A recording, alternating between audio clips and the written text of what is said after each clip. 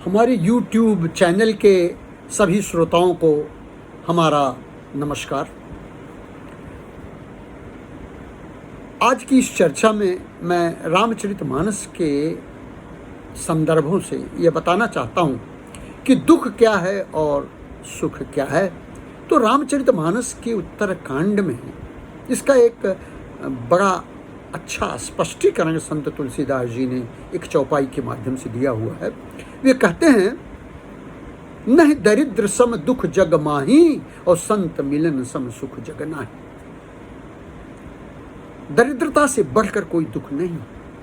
यदि कोई व्यक्ति अपना उदर भरण पोषण नहीं कर पा रहा है तो इससे बढ़कर के और कोई दुख नहीं है। किंतु यदि दरिद्रता दुख है तो क्या संपन्नता सुख है? संपन्न होना सुख है? तो संत तुलसीदास जी कहते हैं कि बिल्कुल नहीं। वो दूसरी अर्धाली में स्पष्ट करते हैं कि संत मिलन सम सुख जग नाही। संत से मिलन या संत के साथ के समान अन्य कोई सुख नहीं। कारण क्या है? और इसकी परिभाषा संत तुलसीदास जी उत्तरकांड में ही देते हैं। जब वो संत के संदर्भ में संत की व्याख्या करते हैं तो कहते हैं कि निज परिताप द्रव ही नवनीता। अपने ही ताप से जो नवनीत होता है, मक्खन होता है, वो द्रवित हो जाता है। ठीक उसी प्रकार से इस संसार में सभी व्यक्ति अपने ही दुख से दुखी होते रहते हैं। किंतु संत का स्वभाव क्या है कि पर दुख द्रव है संत सुपुनीता। दूसरे के दुख से संत द्रवित हो जाते हैं और ये सुपुनीत हैं क्योंकि वह द्रवित ही नहीं होते हैं। उनके अंदर तो करुणा है किंतु वह उसका समाधान भी खोजने लगते हैं और उनके मन में यह सतत चलने लगता है कि किस तरह से व्यक्ति का दुख समाप्त किया जाए। तो पर दुख द्रव ही संत सुपुनीता। और इसी का और स्पष्टीकरण किष्किंधा कांड में संत तुलसीदास जी रामचरितमानस के माध्यम से करते हैं कि सरदा तप निसि ससी अपहरई संत दरस जिमि पातक टरई।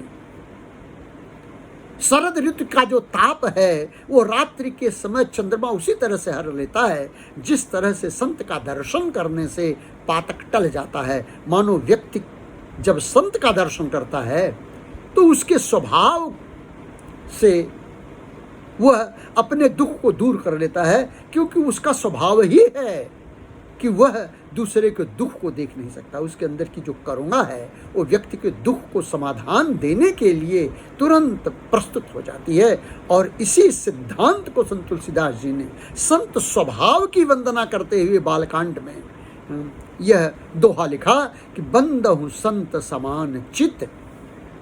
मैं संत के स्वभाव की वंदना करता हूं। बंद हूं संत समान चित, हित अनहित नहीं कोई।